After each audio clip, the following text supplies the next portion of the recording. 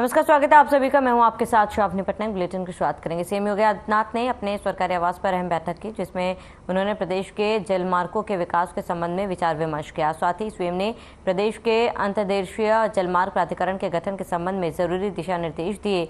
CM ने कहा कि प्रदेश के जलमार्गों के सृजन, विकास, यातायात व माल ढुलाई के लिए प्रयोग में लाने के लिए ठोस प्रयास करने की जरूरत है। इसे नियोजित रूप देते हुए अंतर्देशीय जलमार्ग प्राधिकरण का गठन किया गया। इसी के साथ उन्होंने कहा कि उत्तर प्रदेश के अंतर्देशीय जलमार्ग प्राधिकरण भारतीय अंतर्देशीय जलमार्ग प्राधिकरण के साथ समन्वय का कार्य करेगा। प्राधिकरण द्वारा अंतर्देशीय जल परिवहन एवं पर्यटन संबंधित समस्त गतिविधियों का नियमन किया जाएगा।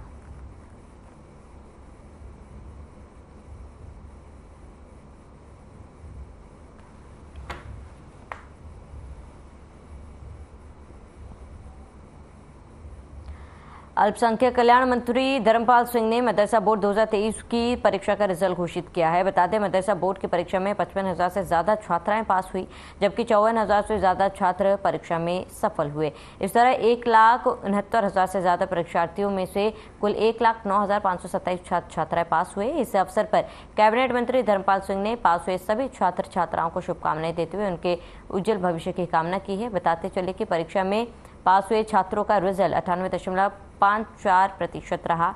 इसी तरह पास हुई छात्राओं का रिजल्ट 87.22% रहा।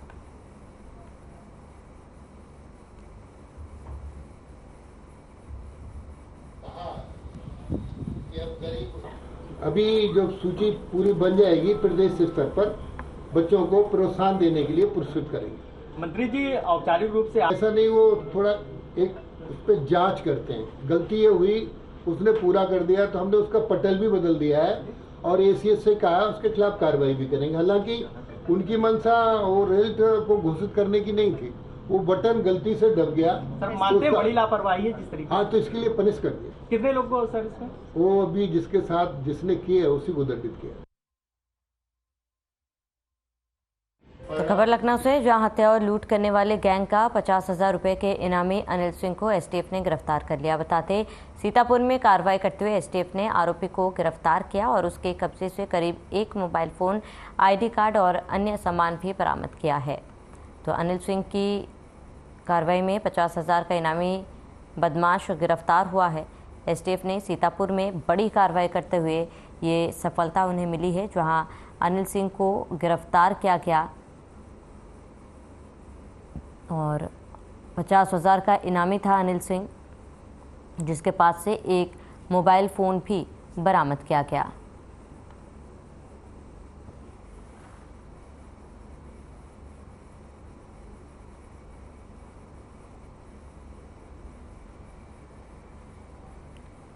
कानपुर में उच्चतम न्यायालय के आदेशानुसार जीआरपी पुलिस ने जब्त किए गए नशीले पदार्थों को जलाए जाने का काम किया है। कानपुर सेंट्रल स्टेशन के कैंट साइड एरिया में पाउडर जीआरपी पुलिस ने गांजा और नशीला पदार्थ जलाकर नष्ट किया। इस दौरान एशिया और संबंधित थाने के क्षेत्राधिकारी और एक स्वतंत्र गवाह भी मौजूद रहे। नष्ट किए गए माल की कीमत लाखों रुपए बताई जा रही है।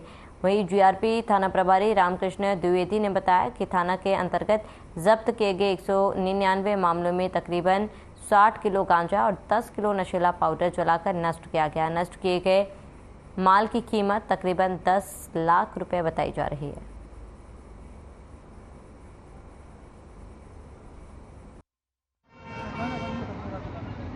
माननीय उच्चतम न्यायालय के आदेश के अनुसार आज कुल 199 प्रकरणों वादों से संबंधित माल एनडीपीएस से संबंधित जो माल थे, जिनमें अपील और रिवीजन इत्यादि की कोई कार्रवाई लंबित नहीं है, उनको चिन्हित कर और उनका विनिष्टीकरण जो है नियमानुसार कमेटी के समक्ष किया गया है। लगभग 60 किलो के आसपास गांजा और 10 किलो के आसपास जो है नशीला पाउडर वो भी नष्ट किया गया है।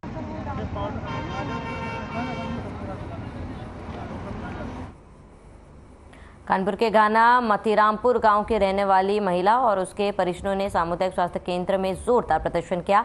परिजनों का आरोप है कि सामुदायिक स्वास्थ्य केंद्र की एएनएम और आशा बहू ने नवजात को असंतुलित टीका डोज किया, जिसके बाद तबियत बिगड़ने लगी और कुछ देर बाद नवजात की मौत हो गई। बताया जा रहा है कि महिला नवजात को टीका लगवाने के लिए सामुदायिक स्वास्थ्य केंद्र लेकर पहुंची थी और उसके बाद ये सब हो गया। आरोप ये भी है कि कई घंटों तक धरना देने के बावजूद भी कोई अधिकारी पीड़ित परिवार के पास नहीं पहुंचा।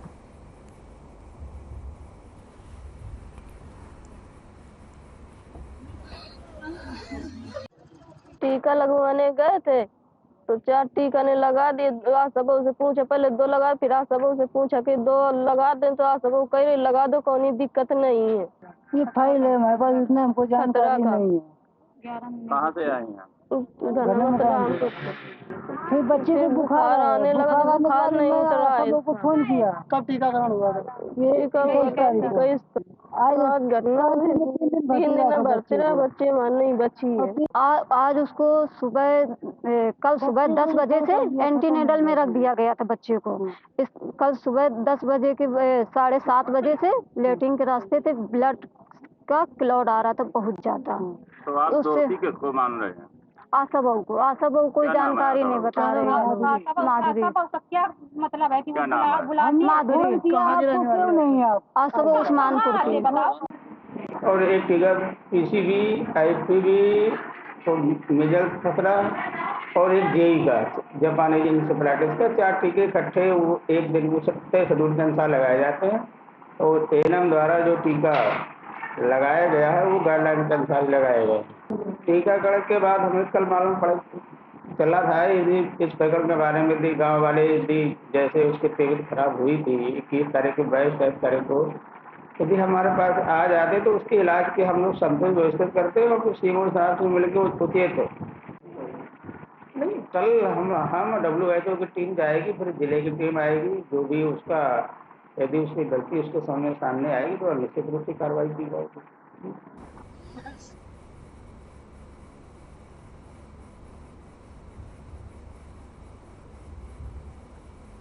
मुहर्रम के त्यौहार के मद्देनजर जहां एक तरफ कानपुर नगर कमिश्नरेट पुलिस के आला अधिकारी नगर में सौहार्द के लिए धर्मगुरु और जनता के साथ संवाद कर रहे हैं, शहर के चप्पे चप्पे पर पैदल गश्त कर एरिया डोमिनेशन का कार्य भी किया जा रहा है। कानपुर पुलिस के जवान पुलिस लाइन में कई शस्त्रों और दंगा नियंत्रण उपकरणों के अभ्यास कर रहे हैं। बताते हैं कि नगर पुलिस लाइन के प्रांगण में किसी भी विषम परिस्थिति में दंगाइयों से निपटने के लिए दंगा नियंत्रण ड्रिल का अभ्यास किया गया है। पुलिस लाइन में ACP lines IPS Shiva Singh की मौजूदगी में पुलिसकर्मियों को सशस्त्र हैंडलिंग का प्रशिक्षण दिया गया और दंगा नियंत्रण ड्रिल की बारीकियों से रूबरू कराया गया। आईपीएस शिवा सिंह द्वारा मीडिया को बताया गया कि आगामी मुहर्रम के त्यौहार में किसी भी घटना से निपटने के लिए कानपुर नगर पुलिस पूरी तरह से तैयार है।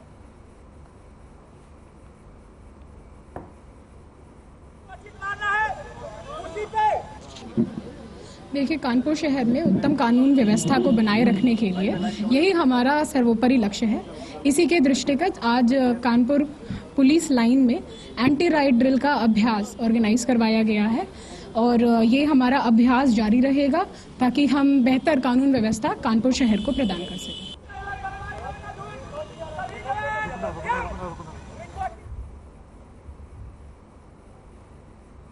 कानपुर में यमुना खतरा के निशान के करीब बह रही है, लेकिन इससे अनजान युवा और नाबालिग खतरान स्टंट करने में लगे हुए हैं। उफनती गंगा नदी में युवाओं और नाबालिगों का बीच पुल से कूदते हुए वीडियो वायरल हो रहा है। ये बालक बीच पुल से उफनती गंगा में छलांग लगा रहे हैं। ये वीडियो थाना जाचमो के जाचमो गंगा पुल का बताया जा रहा है।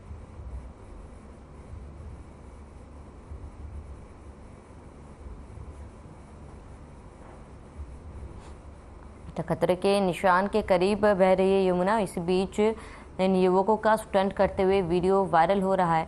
और ये तस्वीरें जहां पर आपको दिखा दें कि किस तरीके से ये बीच पुल से उफनती नदी में ये बच्चे कूद रहे हैं और स्टंट कर अपनी जान जोखिम में डाल रहे हैं।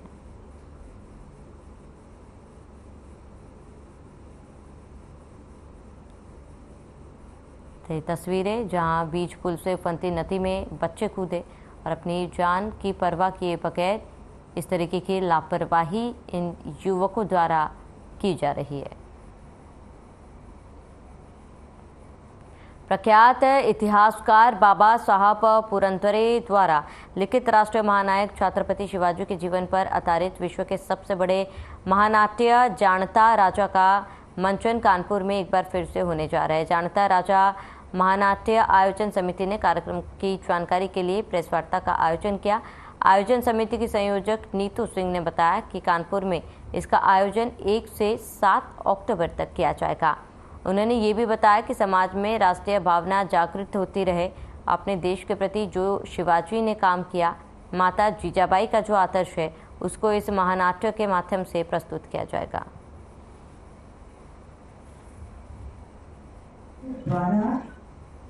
उसने दिया था। देखिए, जो नाटक है, जो महानाट्य है, वो तो सेम है। उसका जो भी एक पूरी परिकल्पना शुरू से ही है, और ये तो कई बार, हज़ारों बार महाराष्ट्र में और विभिन्न भारत के जगहों पर हो चुका है।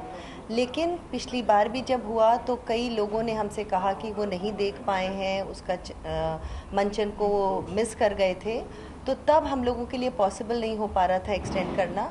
अभी हम लोगों को लगा कि काफ़ी बड़ा एक कोरोना काल आया और वो बीच में हम लोग नहीं कर पाए, तब से ही हमारे मन में था कि हम इसको दोबारा करेंगे।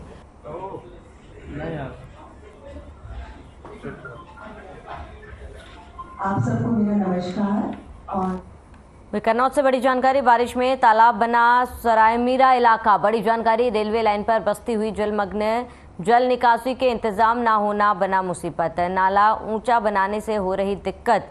बड़ी जानकारी, कई सालों से जारी है समस्या, जिम्मेदारों ने नहीं किया समाधान। बड़ी जानकारी आपको बता दें, इस वक्त की बड़ी खबर, अहम जानकारी आपको बता रहे हैं। इस वक्त की बड़ी खबर, अहम जानकारी, कन्नौज से बारिश में तालाब बना सरायमीरा इलाका। रेलवे लाइन पर बसती हुई जलमग्न और जल निकासी के इंतजाम ना होना, नाला ऊंचा बनाने से दिक्कत हो रही है। कई सालों से जारी है समस्या। बड़ी जानकारी आपको बता रहे हैं इस वक्त की, कन्नौज से बारिश में तालाब सरायमीरा बन चुके हैं। रेलवे लाइन पर बस्ती जलमग्न हुई। जल निकासी का इंतजाम ना होना मुसीबत बन चुका है। नाला ऊंचा बनाने से समस्याएं हो रही है।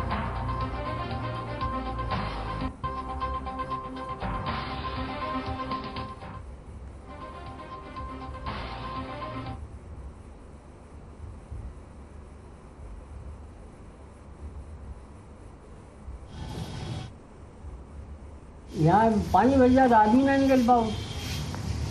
क्यों? और पानी में मजा ही नहीं करे। पानी क्यों भर जाता? खाली है।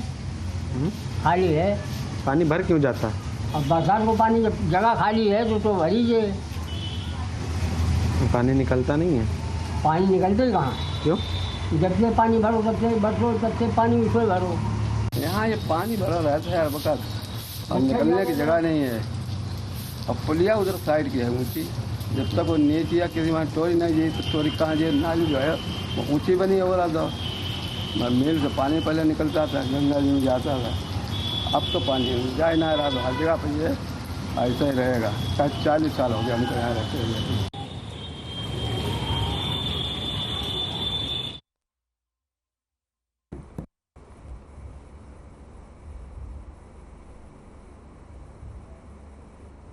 कन्नौज के मेडिकल कॉलेज में पूर्व राष्ट्रपति एपीजे अब्दुल कलाम को उनकी पुण्यतिथि पर श्रद्धांजलि अर्पित की गई। मेडिकल कॉलेज स्थित अब्दुल कलाम की प्रतिमा पर माल्यार्पण कर उन्हें याद किया गया। बता दें कि पूर्व ब्लॉक प्रमुख नवाब सिंह की अगुवाई में सपा नेता जुटे हैं और उन्हें श्रद्धांजलि दी गई। पूर्व ब्लॉक प्रमुख ने इस मौके पर कहा है कि देश को परमाणु शक्ति देने वाले कलाम साहब का देश हमेशा ऋणी रहेगा। पूर्व राष्ट्रपति की शिक्षा को उन्होंने युवाओं के लिए प्रेरणादायी बताया है। उन्होंने बताया कि एपीजे अब्दुल कलाम निधन से 20 दिन पहले कन्नौज आए थे, जहां उन्होंने फकीरपुरा गांव में 7 जुलाई 2015 को सोलर प्लांट का उद्घाटन किया था।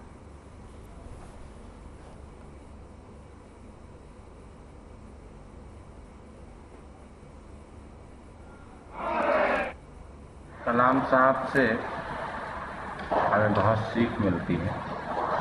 खासकर नौजवानों को उन्होंने बहुत प्रेरित किया।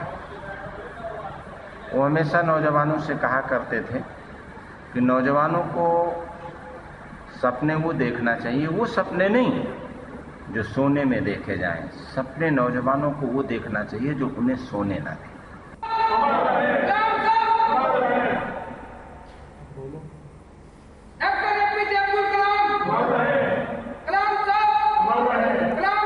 पूर्व राष्ट्रपति अब्दुल कलाम की पुण्यतिथि और सपा नेताओं ने कलाम को श्रद्धांजलि दी है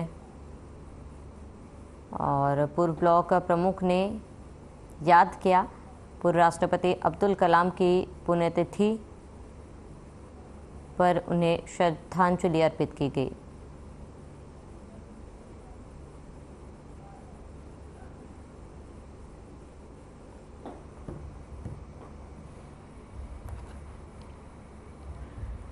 खबर कन्नौज से है, जहां ग्लोबल फोरम ने इत्र का मुद्दा उठाया। बता दें कि इत्र उद्योग को बढ़ावा देने के लिए फोरम 10 मांगे रखी है। उन्होंने इत्र पर GST 5% करने की मांग की। साथ ही कच्चे माल की उपलब्धता कम कीमत पर कराने के साथ साथ इत्र निर्यात को बढ़ावा देने के लिए एक्सपर्ट काउंसिल बनाने की मांग की है। संयोजक विवेक नारायण मिश्रा ने कहा है कि मांगे पूरी हुई तो इत्र उद्योग को संजीवनी मिलेगी। साल 2018 से ग्लोबल फोरम प्रदेश की योगी सरकार से मांग कर रहा है।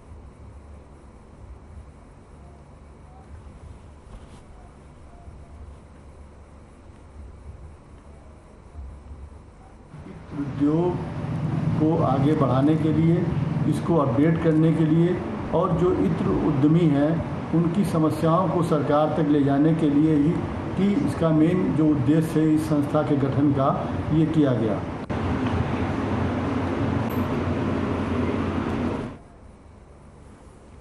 ग्लोबल फोरम ने इत्र का मुद्दा उठाया है और फोरम में सरकार से 10 मांगे की है और 10 मांगों में GST 5% करने की भी मांग शामिल है।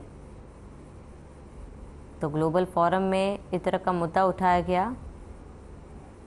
और फोरम ने सरकार से 10 मांगे रखी है, जहाँ GST 5% करने की मांग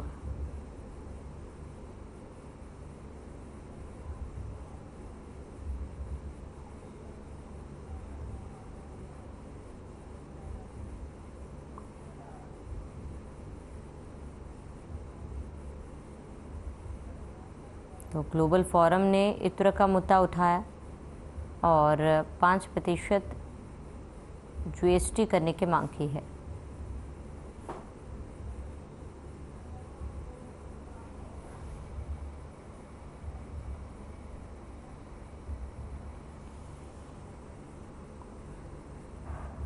तो फोरम ने सरकार से 10 मांगे सामने रखी है और GST 5% करने की मांग की गई। ग्लोबल फोरम ने इत्र का मुद्दा उठाया और करीब अपनी 10 मांगे सामने रखी।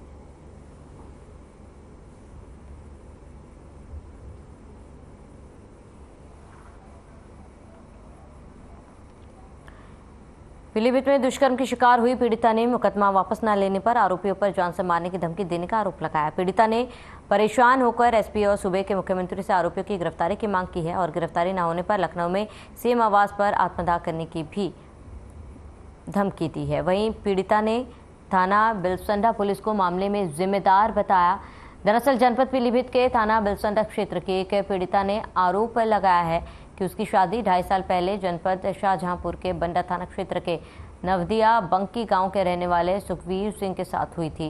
पीड़िता ने आरोप लगाया कि उसके पति के एक महिला के साथ नाजायज संबंध चल रहे थे। विरोध करने पर उसके साथ मारपीट कर खामोश कर दिया गया। पीड़िता का कहना है कि उसका ससुर लखविंदर सिंह और देवर लवप्रीत सिंह उसके ऊपर पहले से ही बुरी नजर रखते थे। आरोप है 29 अप्रैल को पीड़िता घर पर अकेली थी, तभी उसके देवर ने उसके साथ दुष्कर्म की घटना को अंजाम दिया था।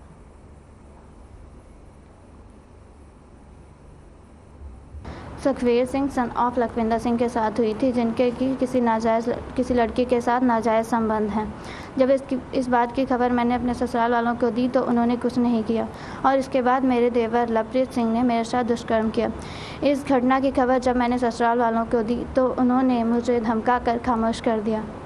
इसके बाद फिर मैंने थाना बिलसंडा में अपने ससुराल वालों के खिलाफ ससुर लखविंदर सिंह, देवर लवप्रीत सिंह और पति सुखवीर सिंह के खिलाफ मुकदमा दर्ज करवाया है। तो इसमें आरोपी गिरफ्तार हो गया? अभी नहीं हुआ सर, अभी तक तो कोई आरोपी गिरफ्तार नहीं हुआ है।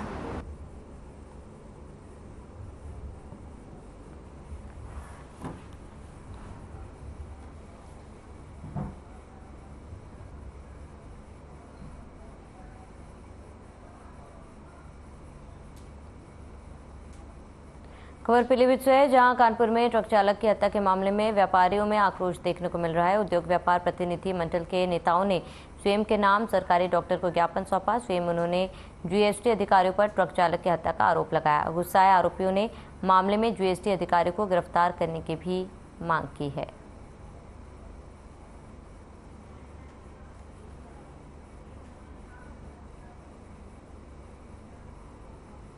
मामला ये है कि कानपुर में एक ट्रक चालक माल लेके जा रहा था, जिसे जीएसटी अधिकारियों ने रोक लिया और उससे धन उगाही की मांग करने लगे, लेकिन उसने धन ना देने पे उन अधिकारियों ने उसकी मार के हत्या कर दी, जिनके खिलाफ उनका मुकदमा भी लिख गया 302 का, लेकिन अभी तक ना ही उनकी गिरफ्तारी हुई है, ना ही उसमें सस्पेंड हुए हैं, ना ही अभी कोई कार्रवाई हुई है।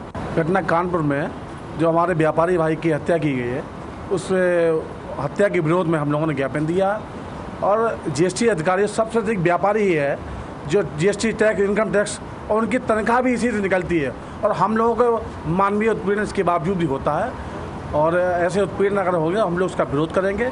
ऐसे अधिकारियों को तुरंत सस्पेंड करना चाहिए, उनका गिरफ्तार करना चाहिए ताकि व्यापारी उत्पीड़न किसी प्रकार से ना हो। कानपुर में एक बड़े व्यापारी के ट्रक की जीएसटी के नाम पर, चेकिंग के नाम पर उनके चालक की जीएसटी अधिकारियों के द्वारा पीट कर हत्या कर दी गई, जिसमें संबंधित कल्याणपुरी थाना में 302 में एक हत्या का मुकदमा लिखा गया है। लेकिन हत्या का मुकदमा लिखे जाने के कई दिनों के बाद आज तक ना तो उनकी गिरफ्तारी हुई है और ना ही उनके खिलाफ कोई विभागीय कार्रवाई हुई, ना उन्हें सस्पेंड किया गया है और जिसको लेकर पूरे प्रदेश में उद्योग व्यापार मंडल विरोध कर रहा है और उनकी गिरफ्तारी, उनको सस्पेंड करने की मांग कर रहा है।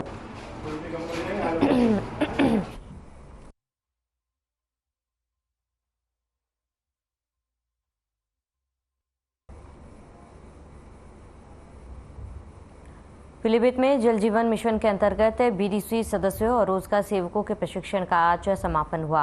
वही समाज सेवी ने पहुंचकर लोगों को संबोधित कर मामले से जुड़ी तमाम तरह की जानकारियां दी, जिसमें भारी संख्या में लोगों ने पहुंचकर भाग लिया। मामला जनपद पीलीभीत के बिलसंडा ब्लॉक का है, जहां अटल सभागार में जल जीवन मिशन के अंतर्गत सरकार की नमामि गंगे योजना के तहत बिलसंडा ब्लॉक क्षेत्र के रोजगार सेवकों और बीडीसी सदस्यों को पानी की जाँच करने का प्रशिक्षण दिया जा रहा था।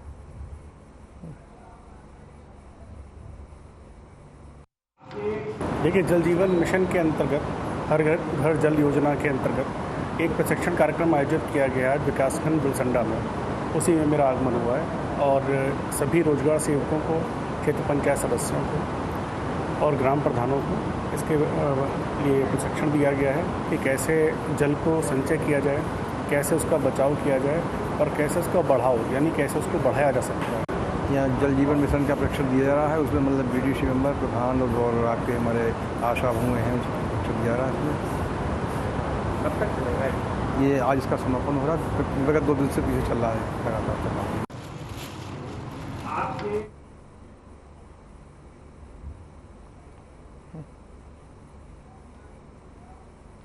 सहारनपुर में वेतन को लेकर स्वयं सहायता समूह के कर्मचारियों ने जोरदार प्रदर्शन किया। साथ ही सदर बाजार इलाका के दिल्ली रोड स्थित विकास भवन के मुख्य द्वार पर ताला भी जड़ दिया गया। इस दौरान अधिकारियों और सरकार के खिलाफ महिलाओं ने जमकर नारेबाजी की।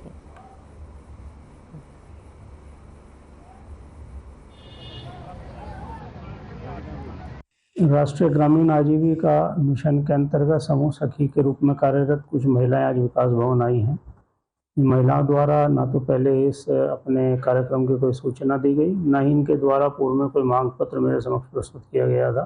जैसा कि यहाँ पर इकट्ठा हुई हैं तो जो उपायुक्त NRLM ने जब इनसे बात की तो इनके द्वारा इन्होंने अपनी कतिपय मांगे मौखिक रूप से उनको बताई, जिसमें उनको जो दिया जाने वाला मानदेय है उसको बढ़ाने की मांग की। इसके अतिरिक्त उनके द्वारा उसमें तमाम तरीके के कि अपना आई कार्ड उनको दिया जाए। और हम अपनी सैलरी के लिए आए हैं। जैसा हमारी सैलरी कुल 800 रुपये महीना है, ना के बराबर है। काम हमारा बहुत ज़्यादा है और 1-2 साल से काम करने के बाद हमें कुल 6 महीने की सैलरी मिली। हमें 6 महीने की सैलरी देने के बाद हमें 2023 का हमें ये नहीं पता कि जनवरी का भी हमारे पास कोई ये नहीं है कि हमारी सैलरी कब मिलेगी कब नहीं। हम समूह सखी हैं, सभी जो महिलाएं यहाँ इकट्ठा हुई हैं सभी समूह सखी हैं। हम अपने मानदेय के उपलक्ष्य में यहाँ इकट्ठा हुई है। क्या मांगे हैं आपकी? हमारी मांगे है, पहली तो नंबर 1 हमारा मानदेय बढ़ाया जाए, नंबर 2 जो हमारा मानदेय है वो हमारे पर्सनल अकाउंट में आना चाहिए। खबर नागल से, जहां एक युवक को करंट लग गया। आनन फानन में परिवार के लोगों ने अस्पताल लेकर आ गए। यहां डॉक्टर ने युवक को मृत घोषित किया। बता दें कि युवक अपने पशुओं को मशीन से चारा काट रहा था, तभी करंट लग गया, जिससे उसकी मौत हो गई।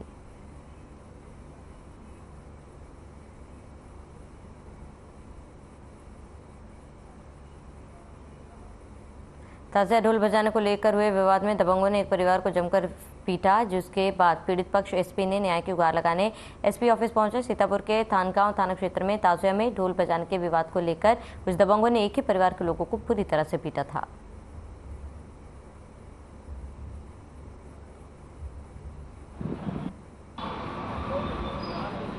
हमारा मामला ये है, हमारे घर के सामने लोग ढोल तमाशा बजा रहे थे। हमारी लड़की की तबीयत नहीं ठीक थी, तो उसने मना किया, तो चार लड़के पहुँचे, हमारी लड़की को घसीट के मारने लगे और बुरी बुरी गाली देने लगे। इस कारण हमने दौड़ा तो हमको मारने लगे, और हमारी पोती दौड़ी, हमारी पोती को मारने लगे और कहे लगे कि हम मार डालेंगे, जान से छोड़ेंगे ही नहीं। तो हमको मारा 4-5 लाठी, हमारे लड़कों को मारा है। वहीं यूपी एसटीएफ ने 25,000 के इनामी अपराधी संतोष तिवारी को गिरफ्तार करने में सफलता हासिल की। बताया जा रहा है कि आजमगढ़ के थाना सिधारी पर पंजीकृत मुकदमे में वांछित संतोष तिवारी पर 25,000 रुपये का इनाम था, जो लंबे समय से फरार था, जिसे पुलिस ने आजमगढ़ से गिरफ्तार किया।